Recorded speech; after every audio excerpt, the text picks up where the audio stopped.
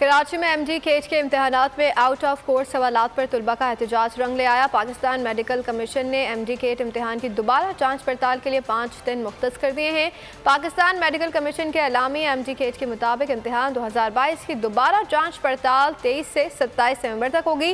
Pakistan medical commission ने कहा है कि MD केट का इम्तहान मुनक्किद करने वाली यूनिवर्सिटियाँ 5 दिन खुली रहेंगी। तुलबा दोबारा चेकिंग के लिए दरख्वास्त दे सकते हैं।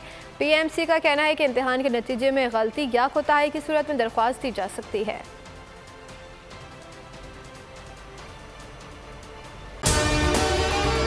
अगर आपको हमारी ये वीडियो पसंद आई है तो लाइक पर क्लिक कीजिए।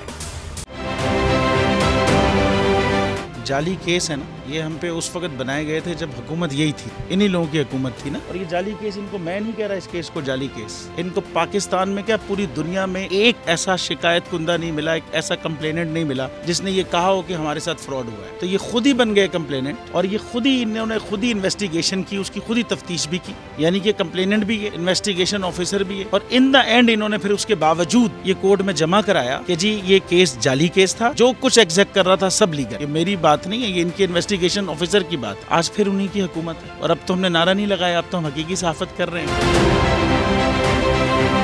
आप ये समझें, ये जो हक है ना, हक पे खड़े रहना और हक को बोलना, ये दूर से लगता है तन्हा हो गए लोग।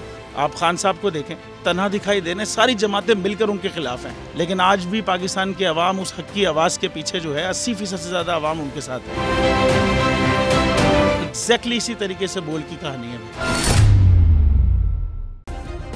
सब्सक्राइब करें और बेल दबाएं ताकि कोई खबर रह न जाए।